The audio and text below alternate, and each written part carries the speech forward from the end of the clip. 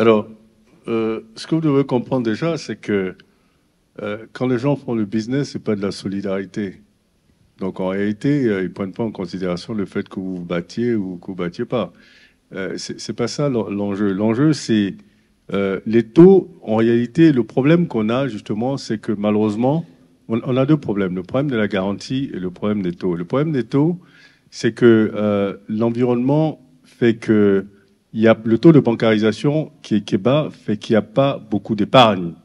Et donc, quand les gens n'ont pas beaucoup d'épargne, quand les banques n'ont pas beaucoup d'épargne, évidemment, les conditions de mettre à disposition cette épargne-là sont contraignantes. Et cette contrainte vient de la réglementation bancaire, donc qui vient de la Banque centrale. Donc, les banques prêtent en fonction d'un certain nombre de ratios établis par la Banque centrale. Donc, la Banque centrale va établir ces règles-là qui va certainement limiter. La deuxième chose, les banques ne suivent pas forcément les logiques de marché dans les pays développés, comme dans les pays développés où on prend le taux de base, comme le taux de base, c'est le taux directeur de la Banque centrale, et sur lequel on rajoute un spread. Généralement, vous voyez, le taux directeur de la Banque centrale est largement dépassé par les banques. Le taux directeur de la Banque centrale de l'Afrique de l'Ouest, par exemple, de la BCAO, il me semble que c'est 2,5. Et vous avez des taux à 15, à 13, à 10, évidemment. Et les banques vont vous dire que c'est la majorité des banques dans les pays africains sont des banques étrangères qui viennent avec leurs propres règles en termes de tarification et estiment que l'environnement est très risqué. Et ce que je dis toujours aux banques, c'est que vous ne pouvez pas venir dans un environnement et penser que l'environnement va s'adapter à votre politique de crédit. Votre politique de crédit devrait s'adapter à votre environnement. Mais après, ça, c'est une autre discussion réglementaire. Et je crois qu'il s'agit de mettre en place des réformes par les politiques pour pouvoir ajuster ce type de taux d'usurier. Parce que beaucoup de banques n'ont même pas besoin de faire des analyses de risque, parce qu'elles partent du principe où l'argent est rare. Comme l'argent est rare, les gens sont prêts à prendre l'argent qu'on leur donne. On explique aux PME que tout argent n'est pas nécessairement bon pour votre business. Si on vous propose un taux à 10% et que vous savez que l'argent que vous allez utiliser va vous donner un retour sur investissement de 6%, c'est inutile d'emprunter à 10%, ça n'a pas de sens. Mais ce travail, si vous voulez, cette pédagogie doit être faite avec les banques, avec tout l'environnement. C'est une question d'écosystème. C'est vrai qu'on a des disruptions dans les écosystèmes sur les marchés des capitaux, mais tout ça, c'est nouveau. Et il est extrêmement important de faire de la pédagogie pour qu'on crée un écosystème qui soit favorable à l'émergence des PME. Et pour finir, les États ont une responsabilité importante dans créer un bon écosystème. Parce que vous regardez dans la majorité des pays, même les pays qui vous disent que les entreprises locales sont une priorité, ne mettent pas en place les politiques nécessaires. Parce que pour moi, une priorité, c'est pas nécessairement, quand on veut faire de la PME locale une priorité, c'est pas nécessairement le fait de mettre des mesures, si vous voulez, restrictives vis-à-vis des entreprises étrangères. La logique pour moi dans nos économies devrait être des économies libérales. Ceci dit, quand vous décidez que votre économie elle est libérale, ça veut dire que vous acceptez la compétition avec les entreprises étrangères. Mais ce qui devrait être une priorité pour ces pays-là, c'est de dire, dans cette logique de libéralisme économique, je veux que mes entreprises soient les meilleures. Donc, pour que mes entreprises soient les meilleures, je mets en place un système qui permet à ces entreprises-là de se développer. Donc, que ce soit la formation, le financement et tout le reste. Malheureusement, c'est ce qui n'est pas fait. Donc, vous avez des pays qui se disent libéraux et finalement, quand vous prenez la majorité des pays africains, vous avez un tissu économique qui est composé de 85 et 95% du tissu économique est composé de PME locales.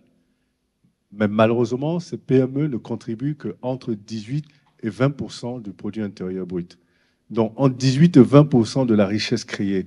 Ce que ça veut dire que la majorité des pays africains, dans la majorité des pays africains, l'économie n'est pas contrôlée par les entreprises locales. Donc, D'accord. voilà la situation des PME. J'ai été un peu dans les détails pour vous montrer le contexte dans lequel évoluent ces banques et ces PME. Merci pour l'explication. Est-ce qu'on a une autre...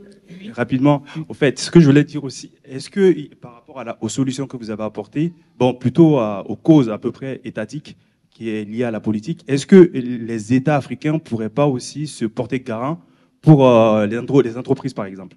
Est-ce que ce type de projet existe actuellement en cours en Côte d'Ivoire, par exemple, ou dans d'autres pays, si vous connaissez? Vous savez, beaucoup de pays mettent en place des systèmes de garantie pour les PME pour pouvoir les aider à emprunter. Vous avez beaucoup même de bailleurs de fonds qui mettent des garanties, des fonds de garantie auprès des banques pour pouvoir prêter aux PME. Mais ce n'est pas ça le problème en réalité. Le problème, c'est que vous ne pouvez pas créer des entreprises sans créer des entrepreneurs. On crée des entrepreneurs qui, eux, créent des entreprises.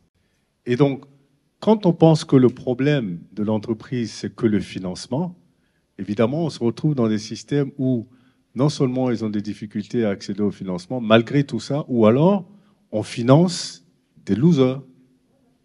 On finance des entreprises qu'on sait qui vont se casser la figure. Donc, c'est-à-dire qu'on prend le problème à l'envers.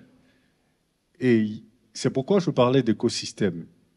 L'argent existe, l'argent est là. Mais c'est que les PME, en général, sont pas solides, elles sont faibles. Donc, même quand elles accèdent au financement, elles ne savent pas utiliser ces financements, elles finissent par faire défaut ou elles finissent par disparaître. Donc, l'accent doit être mis sur tout un écosystème. Ce n'est pas des questions de garantie pour accéder à des financements, mais vous accédez à des financements, qu'est-ce que vous en faites?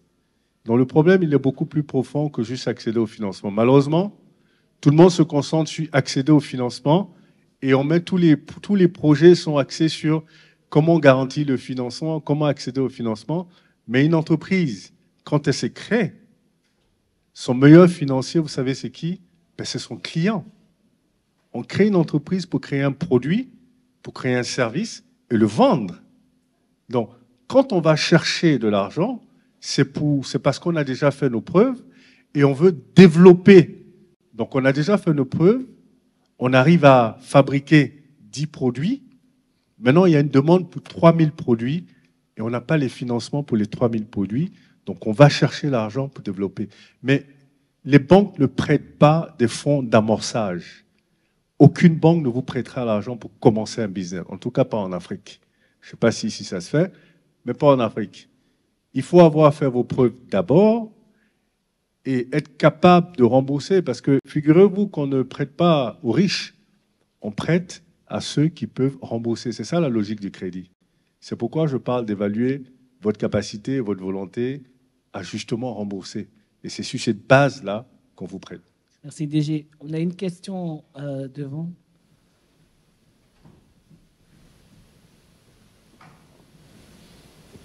Merci beaucoup. Vous m'entendez? Si, on vous entend. Oui. Doudou Sidibé, donc c'est une petite contribution parce que ça part de la question de monsieur. Il y a un chercheur qui s'appelle Prahalad. Il a créé comme idée ce qu'on appelle BOP, Bottom of the Pyramid. C'est-à-dire que les pauvres est une opportunité pour créer une activité business. Et du coup, on peut créer une banque sociale. Une banque n'est jamais sociale, mais une banque qui ouvre des comptes à des personnes qui n'ont pas les moyens. Et jumeler ça avec, par exemple, une entreprise de télécom, de telle sorte que les clients vont recevoir des messages de publicité, ce qui permettra de ne pas payer des frais bancaires et pouvoir avoir accès aussi au crédit. Et l'État, là où l'État doit intervenir pour votre deuxième question, c'est peut-être ces clients-là qui sont issus des couches vulnérables vont avoir accès au crédit et créer des entreprises, des PME, mais avoir accès aussi à la commande publique si l'État décide d'accorder 30% de la commande publique aux PME. Voilà la contribution que je voulais faire. Juste deux choses rapides. Je crois qu'il est extrêmement important de comprendre que, d'ailleurs, beaucoup de pays le font, hein, on réserve 30% de la commande publique aux PME. Mais vous réservez 30% à des PME qui ne sont pas capables, justement, d'absorber ces 30%. Donc, en réalité, vous ne résolvez pas le problème. La vraie solution pour moi, pour les PME... Comme monsieur le disait, ce n'est pas dû au fait que l'État n'appuie pas forcément ces PME. Parce que si vous donnez 30% de part de marché aux PME, que derrière, l'État ne fait pas son travail pour les appuyer, est-ce que ce n'est pas une sorte de... Bon, déjà, il faut qu'on responsabilise les PME. Personne n'a dit que vous pouvez être chef d'entreprise. C'est vous qui avez décidé.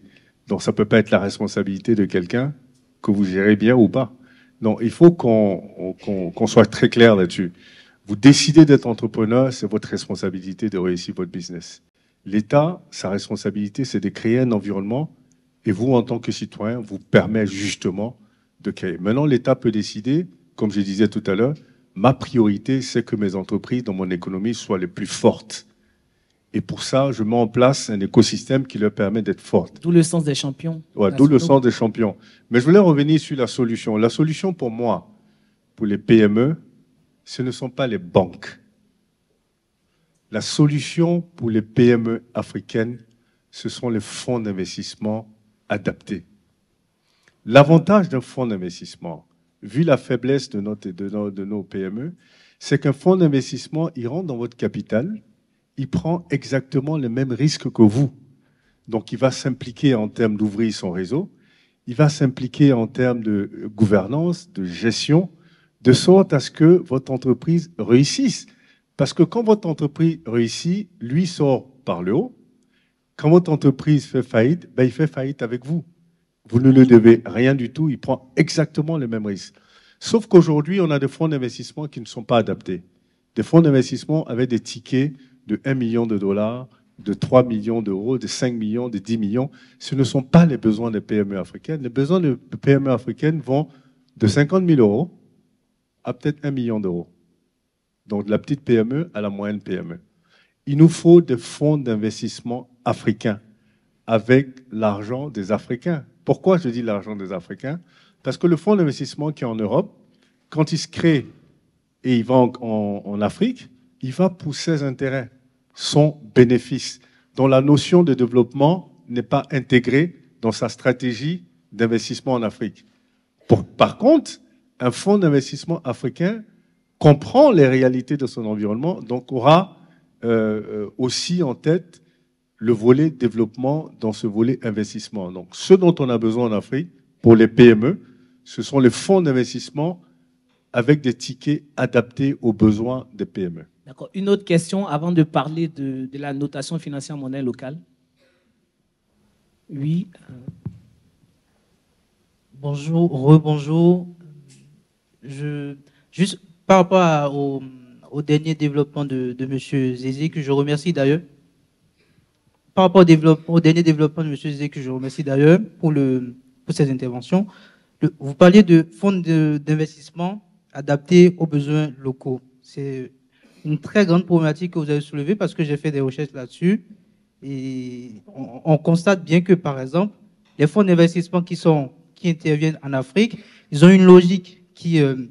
on rentre dans le capital d'une entreprise et on veut ressortir au bout de 3-5 ans, en fait, le standard sur les marchés européens, alors que nos PME n'ont pas forcément, au bout de 3-5 ans, ne sont pas encore développés. Est-ce que vous ne pensez pas aujourd'hui que nos caisses de dépôt, dans la plupart des pays de l'Afrique de l'Ouest, dans l'UEMOA particulièrement, nous avons tous des caisses de dépôt qui ont été inspirées du modèle français. Je suis passé par là-bas. Est-ce que vous ne pensez pas que la caisse des dépôts chez nous aujourd'hui peut jouer ce rôle?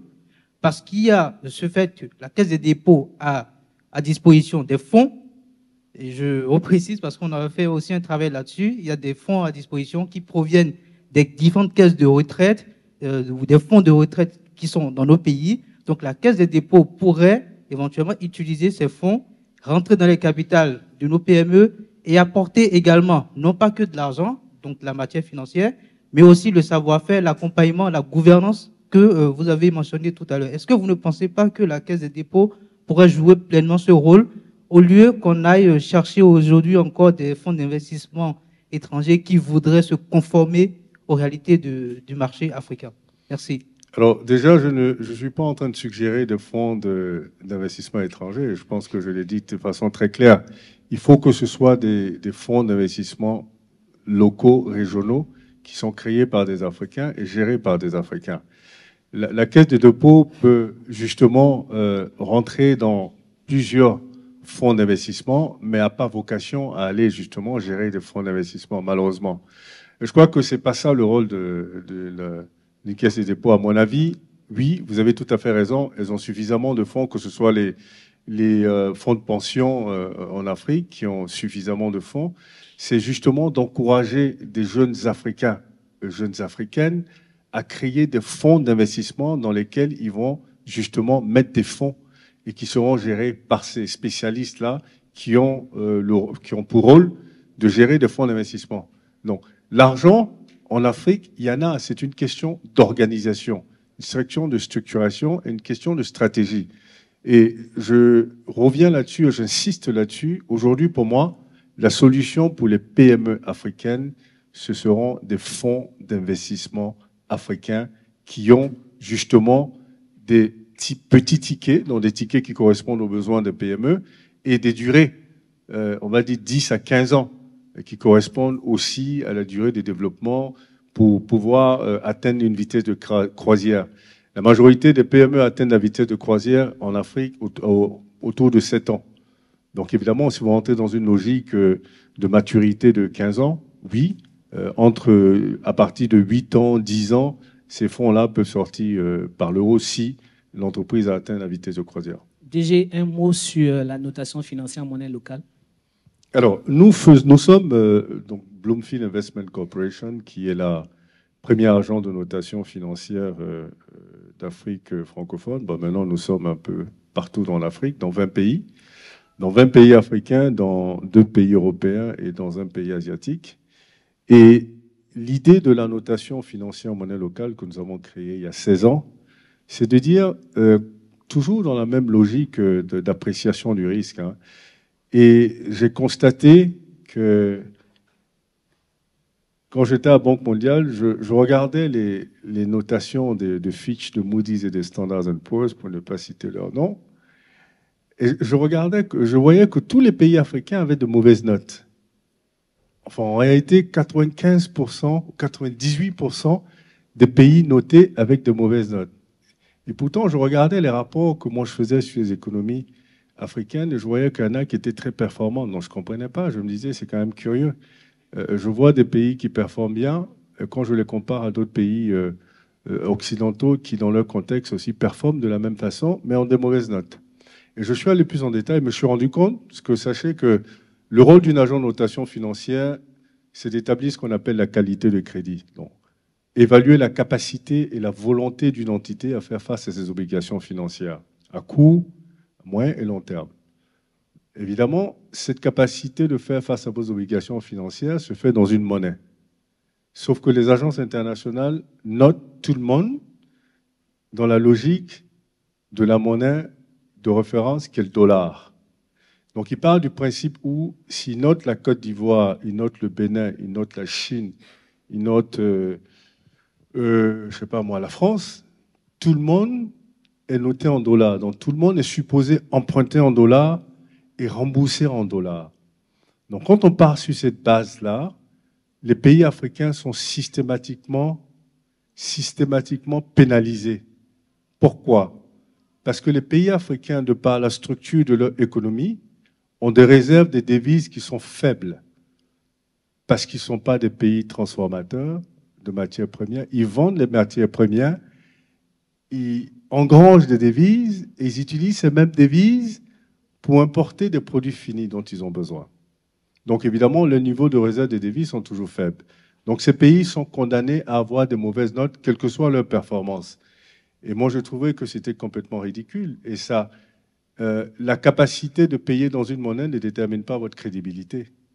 Donc nous avons introduit la notation financière. Est-ce que ces institutions-là sont conscientes de cet état de fait? Mais bien sûr qu'elles sont contentes, elles sont conscientes, mais bon, c'est pas dans leur intérêt d'en parler. Et je me rappelle bien quand on a commencé, ils se demandaient si on voulait faire la notation à l'africaine.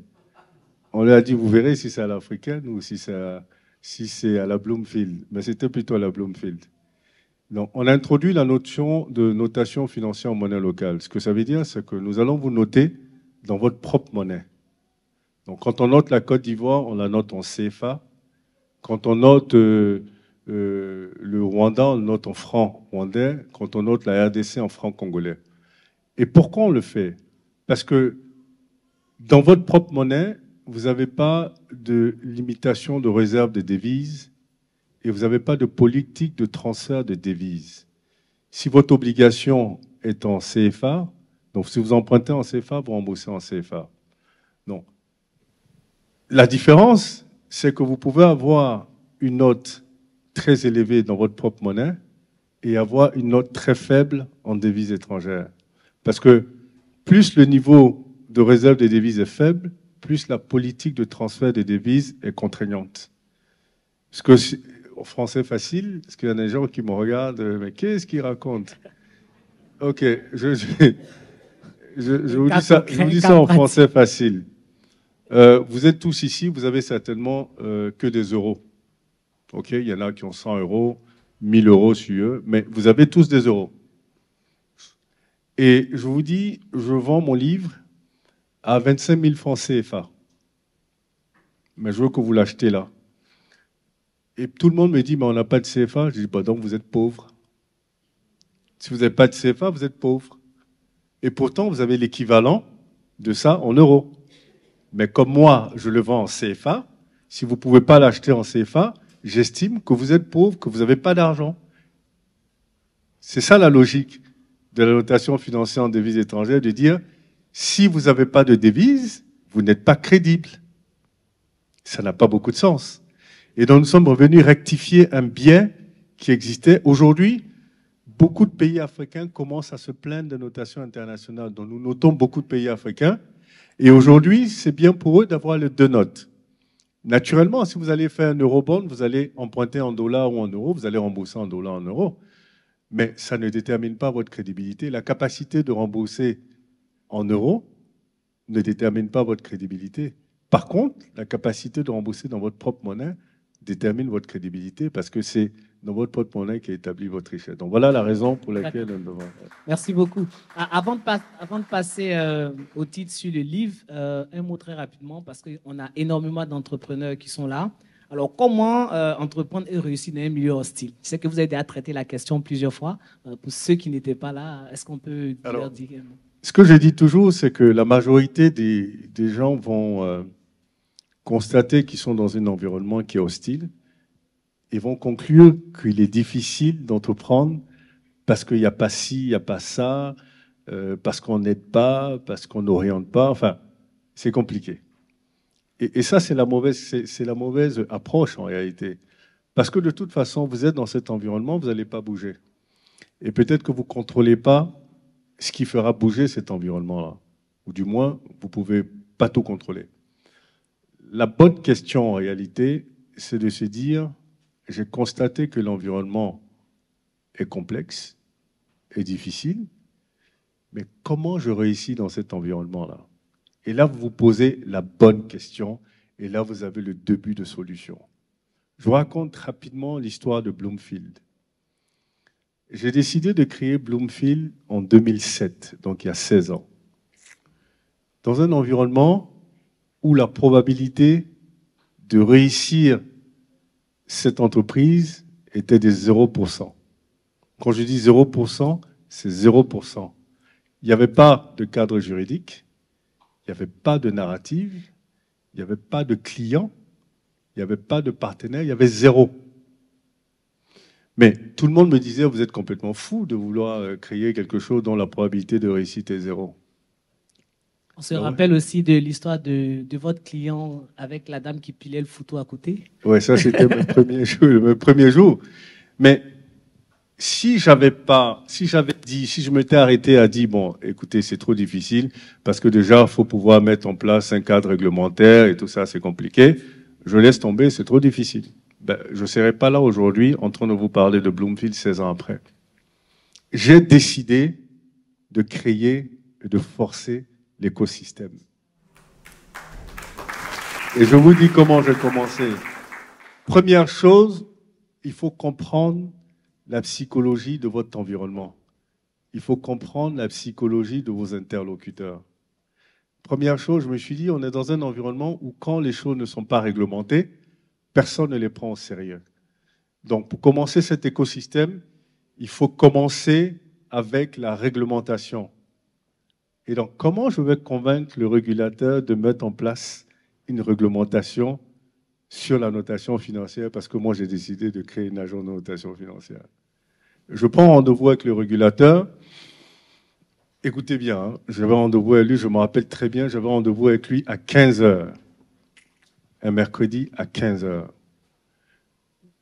J'arrive, je suis toujours à l'heure, moi. Hein. J'arrive à 15 h moins 10, on m'installe dans la salle de réunion à 15 h moins 5. Une grande table comme ça, ils me l'ont fait un peu à la Poutine, quoi. Très grande table. Et donc je m'assois au bout de la table et en face de moi, il y a une horloge. Et le secrétaire général de l'autorité de régulation des marchés publics à l'époque a fait ses études au Canada, donc quelqu'un qui est aussi dans cette logique de ponctualité. Il est arrivé à 15 h pile avec deux de ses collaborateurs, il s'est mis en face, dans l'autre côté, ils sont mis à côté, il a dit « Bonjour monsieur, vous avez souhaité me voir, je vous écoute ». Évidemment, je me suis tout de suite rendu compte rapidement que ce monsieur n'avait pas beaucoup de temps, ou ne me prenait peut-être pas au sérieux. Donc j'ai fait mon speech en 1 minute 35 secondes, ce qu'on appelle elevator speech. Il me dit, il pose 3 secondes, bien noté, merci monsieur, bonne chance, au revoir. Et il s'est levé, il est parti. 2 minutes, il m'a reçu. Mais c'est mal me connaître. Ça ne peut pas me décourager. Au contraire. J'ai regardé l'horloge, j'ai souri, et avant de me lever, je dis, cette même personne va me rappeler bientôt, on va s'asseoir dans cette salle, et nous allons discuter au moins 2 heures. Donc c'était ça mon challenge quand je sortais de la salle. Maintenant, il fallait mettre en place une stratégie pour qu'il puisse me rappeler. Alors la stratégie, c'était quoi? Quand vous êtes une agent de notation financière, vous êtes une société commerciale. Donc vous avez le droit de faire des notations, vous n'avez pas besoin de permission pour ça. Par contre, vous avez besoin d'être agréé pour qu'on puisse reconnaître vos notes. C'est la raison pour laquelle il fallait un cadre réglementaire. Mais comme je vous disais tout à l'heure, maîtrisez l'environnement maîtrisez la psychologie de vos interlocuteurs et de votre environnement. Je sais qu'un régulateur aime contrôler. Évidemment, ça gênerait le régulateur de savoir que je fais de la notation et qu'il ne me contrôle pas. Ça lui posera un problème. Deuxième challenge, il fallait trouver le client. Il y avait 0 client. Il fallait convaincre quelqu'un de se faire noter. Je suis allé convaincre le directeur général du premier port exportateur de cacao au monde, qui est en Côte d'Ivoire, à San Pedro, le port de San Pedro. Je lui fais la présentation et quand je finis, dans un langage très familier ivoirien, il me dit « Ah, petit frère, ton affaire là est compliquée, c'est très sophistiqué ça. » Il dit, mais concrètement, qu'est-ce que ça m'apporte? J'ai dit, grand frère, parce qu'on reste dans le cadre culturel. J'ai dit, est-ce que tu recherches l'argent en ce moment? Il me dit, oui, je recherche 900 millions de francs CFA pour faire une étude d'extension du port de San Pedro avec la BAD. Mais il me tourne en rond depuis 2 ans. J'ai dit, si tu te fais noter, je te promets qu'ils vont te financer. Mais je parlais en connaissance de cause. À votre avis, qui a mis en place le système d'évaluation des risques de contrepartie de la BAD? Bah, c'est moi. Donc, je lui ai dit, il m'a dit, OK, voilà ce qu'on va faire. Tu me notes. Si on me finance, je te paye. Si on ne me finance pas, je ne te paye pas. Mais dans tous les cas, je suis gagnant. Même s'il ne me paye pas, j'ai ma première notation sur laquelle je peux capitaliser. Évidemment, s'il me paye, je gagne doublement. Mais je savais que ça allait marcher de toute façon. Je fais sa notation, on lui met à disposition les fonds, et il est devenu mon meilleur ambassadeur. Il allait dire, la notation, c'est la magie. On te note, on te donne. Donc, deuxième client. Et une fois que j'ai eu ce client, j'ai eu un deuxième, j'ai eu un troisième. Et devinez qui m'a appelé? Le régulateur. Je suis revenu dans la même salle. Mais cette fois-ci, on a discuté 3 heures de temps. Et il a mis en place la réglementation. Ensuite, tout le système s'est mis en place. On a commencé à noter. Et 16 ans après, aujourd'hui, parler de notation financière en Côte d'Ivoire, dans l'UEMOA, c'est devenu comme une seconde nature. C'est tellement naturel. Mais il y a 16 ans, c'était extraordinaire parce que ça n'existait pas. Et aujourd'hui, systématiquement, les gens se font noter. Aujourd'hui, je peux vous dire, si j'ai le temps de venir, j'ai quand même plus de 130 clients dans mon portefeuille. Hein, et si j'ai le temps de venir m'asseoir ici, bavarder avec vous, c'est que finalement, aujourd'hui, je ne cherche plus les clients, ils viennent à moi. Merci beaucoup. On va prendre peut-être une question et après on va passer à l'échange sur le livre L'homme aux chaussettes rouges. Oui.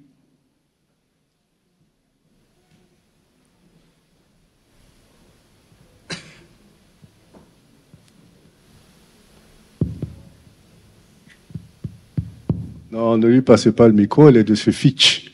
Elle est du concurrent. Ben non, ça va pas être méchant.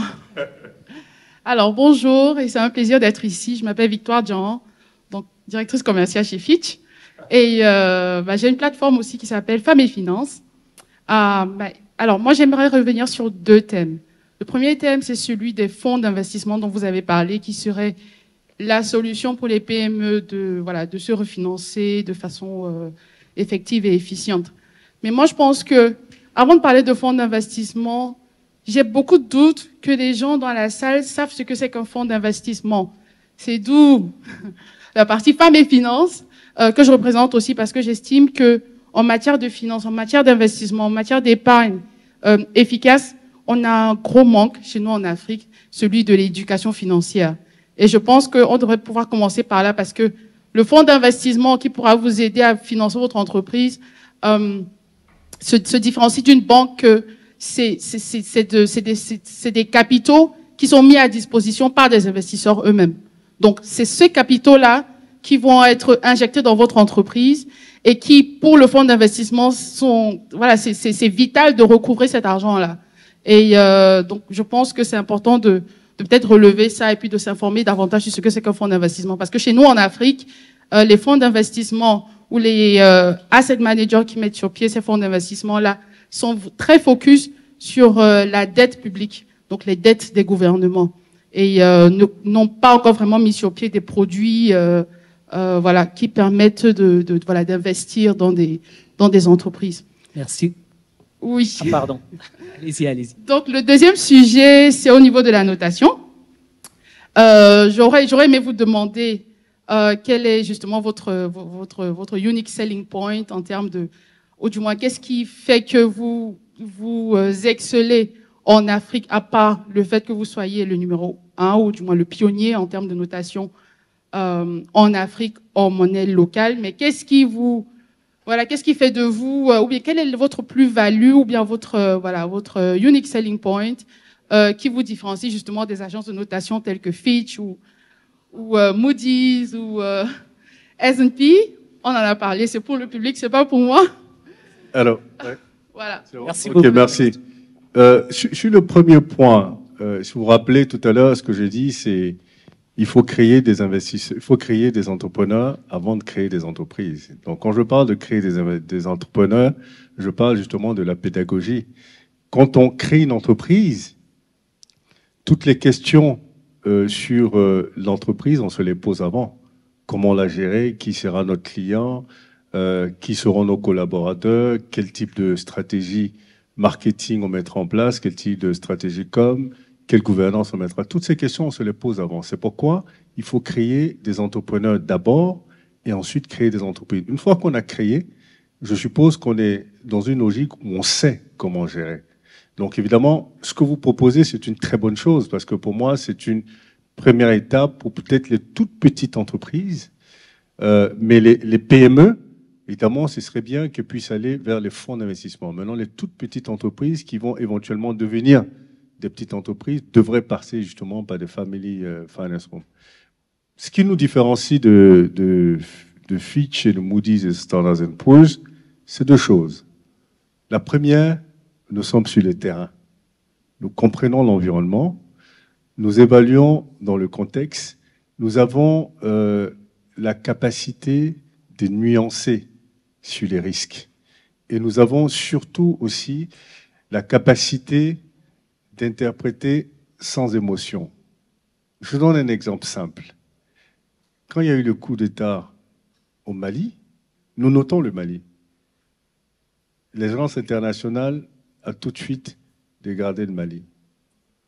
Nous n'avons pas dégradé le Mali. Ils nous ont demandé, mais pourquoi vous ne dégradez pas le Mali? On lui a dit, nous, on ne dégrade pas dans l'émotion. Un coup d'État, c'est un acte qui s'est posé. Nous allons attendre de voir les conséquences de cet acte avant de prendre une décision. Le Mali n'a pas fait défaut sur ses obligations jusqu'à ce qu'on coupe la relation avec la Banque centrale où elle a ses fonds. Mais évidemment, vous créez une situation où elle n'a ni la capacité ni la volonté de le faire, c'est différent. Et donc, c'est cette subtilité-là et le fait aussi que notre approche est une approche qui fait mieux sens dans cet environnement que l'approche de Fitch, de Moody's, des Standard & Poor's. Voilà pourquoi nous sommes les meilleurs. Alors, merci. Alors, j'ai deux questions très rapidement sur le livre. Vous sortez donc L'homme aux chaussettes rouges, hein, qui est disponible depuis le 15 août 2022. Alors, beaucoup se posent la question de savoir L'homme aux chaussettes rouges, pourquoi avoir appelé le livre portrait comme ça, même si à vous voir, on peut deviner tout de suite.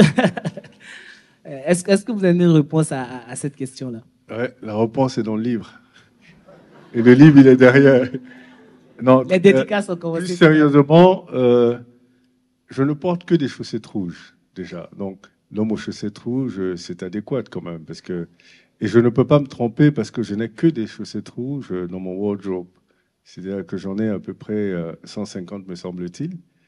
Mais pourquoi je porte les chaussettes rouges? Alors, ça va vous paraître peut-être curieux, mais bon, c'est la raison pour laquelle je porte les chaussettes. Déjà, les chaussettes rouges, c'est la couleur de la force, de l'énergie, de l'amour. Et en même temps, ce sont des chaussettes. Des chaussettes, on marche sur les chaussettes. Donc, c'est l'humilité. Et les chaussettes, on ne les voit pas, sauf quand je m'assois comme ça. C'est la discrétion. Donc, en réalité, finalement, les chaussettes rouges, c'est la force maîtrisée. Et c'est ce qui m'incarne en réalité.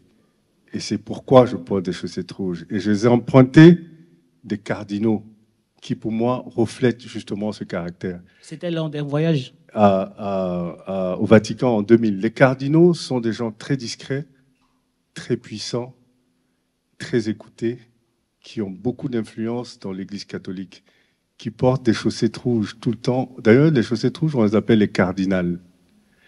Et vous ne les voyez jamais à cause de la longue soutane. Donc, c'est la raison pour laquelle je porte des chaussettes rouges. D'accord. Lors de la présentation...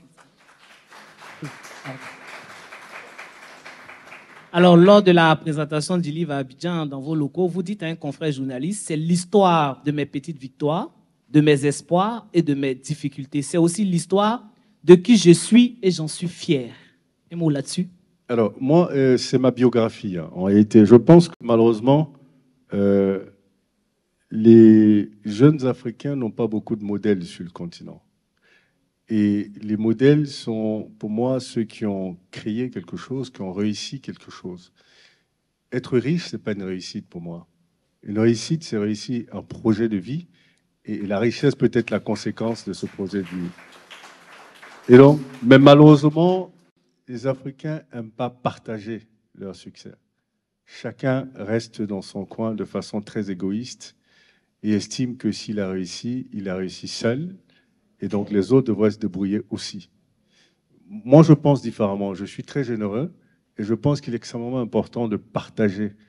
Et je me suis rendu compte que partager mon histoire a permis à des jeunes de réussir leur projet. Donc, évidemment, c'est ma contribution à ce continent que j'adore.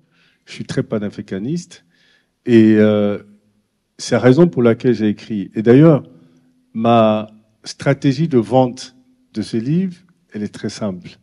Je ne les vends ni à la librairie, ni sur Amazon, nulle part, sauf dans des points précis. Je veux rendre ça tellement rare, avec beaucoup de communication autour, pour que les jeunes s'y intéressent. Donc quand ils achètent pour lire. Ils n'achètent pas pour le mettre dans la bibliothèque. Quand ils viennent pour le livre, ils ont l'occasion de me rencontrer parce que ça se vend dans mes bureaux. j'accorde 5 minutes, 10 minutes pour discuter, échanger. Je fais une dédicace, on fait des poteaux. Ça reste un moment magique. Je fais beaucoup de dédicaces à travers le monde pour que ce soit quelque chose de magique, pas juste un livre. Je n'ai pas besoin de ce livre pour gagner de l'argent. Je n'écris pas pour gagner de l'argent. La preuve, j'ai sorti en quantité très limitée, 5000, pas plus. Donc, pour moi, c'est le message que je fais passer, ce partage-là avec les jeunes et ces valeurs de réussite. Parce que vous voyez, beaucoup de jeunes aujourd'hui à Instagram, ils voient des gens qui pensent qu'ils ont réussi parce qu'ils les voient dans de belles voitures. Je demande, allez qu'on vous raconte l'histoire des gens. Vous allez comprendre comment on fait pour réussir un projet de vie. Les forces, les faiblesses, les difficultés et tout ça. Vous verrez que c'est un parcours. Donc c'est ce parcours-là et surtout les valeurs que je vais mettre en relief dans ce livre. Et ça passe très bien. C'est un livre qui se vend très bien. On discute bien. Il y a beaucoup de jeunes, de moins jeunes qui lisent le livre et qui reviennent vers moi avec des questions, des discussions. J'organise des débats là-dessus. L'idée, c'était vraiment de partager, quoi. Je rappelle que le livre est toujours disponible au stand de M. Stanislas Zézé. Il pourra vous dédicacer ce livre. On voulait saluer aussi M. Pacom Kipré, qui a coécrit aussi ce livre avec vous. Bon, il est toujours discret, M. Pacom, il est toujours derrière.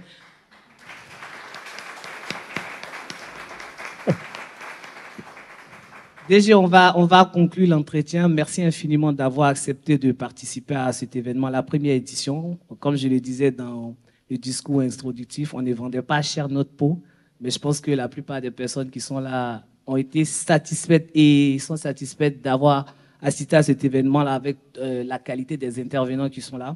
Si vous avez un mot de fin à tous les entrepreneurs qui sont présents ce soir, c'est quoi un bon entrepreneur et puis votre mot de fin? Alors, déjà, je voulais remercier Alain de m'avoir fait l'honneur de m'inviter à ce forum. Je crois qu'on ne débat pas souvent entre Africains, malheureusement, alors que nous avons énormément de choses à discuter, à débattre. Et je sais que Alain était très inquiet jusqu'à la dernière minute. Il me demandait si j'allais venir. J'ai dit oui, j'ai dit que je viendrais. Il me dit, mais faites une vidéo. Parce qu'il y a énormément de participants qui demandaient, oui, monsieur Stan, est-ce qu'il sera là? J'ai dit, non, ne vous inquiétez pas. Il me dit, faites une vidéo. Je dis, mais je n'ai pas compris. La vidéo, elle a été faite à l'aéroport, je crois. Voilà, je postais ça sur tous mes comptes. Il me dit, non, une vidéo. Donc, je suis vraiment content d'être ici parce que en réalité, j'aime bien participer à ce genre de débat. Et je crois que les solutions de développement de l'Afrique se trouvent avec les Africains. Pas avec les banques de développement, pas avec les Occidentaux. Et d'ailleurs, pourquoi ils devraient s'intéresser à notre développement? Ils ont leurs propres problèmes. Chacun a ses propres problèmes de développement. Il faut qu'on arrête de déléguer les solutions à nos problèmes. Il faut qu'on les trouve nous-mêmes. Et surtout des solutions adaptées. Et donc, je crois que ce type de forum qu'on organise, et c'est en ça que je voulais vraiment vous féliciter, ce type de forum, et moi je regarde la salle, je suis tellement content de voir que vous avez pris de votre temps pour venir débattre et discuter de ces questions qui sont fondamentales et qui sont très importantes pour nous. Les solutions, on les trouve à force de débat. Et vous regardez les pays développés, se sont construits justement sur ces débats-là pendant des décennies. Ça ne se fait pas à coup de bâton magique. Ce sont des débats et c'est comme ça aussi qu'on pourrait rapprocher la diaspora de l'Afrique. Moi, j'ai vécu 25 ans à l'extérieur, 10 ans en France, 15 ans aux États-Unis. Je suis rentré. Je sers un peu de liaison entre la diaspora et le continent. Je vois comment les gens de la diaspora regardent l'Afrique. Je vois comment les gens de l'Afrique regardent la diaspora. Et je crois qu'il est extrêmement important d'avoir ces débats pour se rapprocher. Les gens de la diaspora se posent toujours la question de pourquoi on ne les prend pas en considération dans ce qui se passe sur le continent, alors qu'ils pensent qu'ils ont beaucoup de choses à apporter. Et ce que je le dis toujours, c'est que vous dites que vous avez beaucoup de choses à apporter. Est-ce que vous avez demandé aux Africains ce qu'ils veulent? Parce que vous pensez que vous avez des choses à apporter, certainement, mais si vous n'adaptez pas ça à eux, leurs besoins, finalement, vous ne représentez pas grand-chose pour eux. Et donc, si on a ces débats-là, on va commencer à comprendre quels sont les besoins sur le continent. Et en tant que diaspora, l'avantage que vous avez la double culture. Et avoir la double culture vous rend beaucoup plus riche. Mais justement, il faut savoir quels sont les besoins du continent pour pouvoir justement essayer de les combler, soit d'ici ou à un retour sur le continent. Donc, pour moi, je suis vraiment content d'être ici. Et je pense aussi que l'Afrique est le futur du monde. Par contre, ce qui me chagrine, c'est que tout le monde a compris ça, sauf les Africains. Et il est extrêmement important que les Africains rapidement comprennent ça et qu'on ne se retrouve pas sur un continent qui nous appartient et qu'on soit des spectateurs de ce nouveau monde-là. Et si on ne commence pas à débattre de ce nouveau monde qui est en train d'arriver, on va se retrouver, comme je dis, spectateurs sur notre propre continent. Et je peux vous dire, ça a commencé. Les gens ont commencé à venir sur le continent, ont commencé à se positionner. L'avantage que les Occidentaux ont, ils ont une très grande capacité d'anticipation à très long terme. Et nous sommes dans du court terme. Il faut qu'on change ce paradigme-là, qu'on change cette logique, qu'on rentre dans une logique d'anticipation à très long terme. Quand je dis très long terme, c'est 100 ans en avant. Et ça commence maintenant. Construire les 100 ans prochains, c'est aujourd'hui qu'on commence. Et on commence par des débats, on commence par avoir une stratégie et on commence à mettre les choses en place. On a comme l'impression que, et d'ailleurs, si vous regardez nos différents systèmes politiques, ils sont conçus sur du court terme. C'est lui qui est là pour 5 ans, il veut qu'on voit tout ce qu'il est capable de faire pendant 5 ans. Et pourtant, il y a des projets dont il mettra les bases. Pendant ces 5 ans, on ne les verra pas, mais celui d'après va continuer, et c'est dans 20 ans qu'on verra. Mais je rassure toujours les gens, mais dans 20 ans, on demandera où ça a commencé. Et on se rappellera que ça a commencé avec vous. Et donc, si on ne sort pas de cette logique de court terme, on va rater le coche parce qu'on va faire des choses qui ne sont pas solides. Tout ce qui est fait à court terme sont des choses pas solides. Donc, vraiment, je suis très heureux d'être là. Merci d'être là, nombreux. Et puis, à bientôt. Merci beaucoup. Merci d'ovationner M. Stanislas Zézé, s'il vous plaît.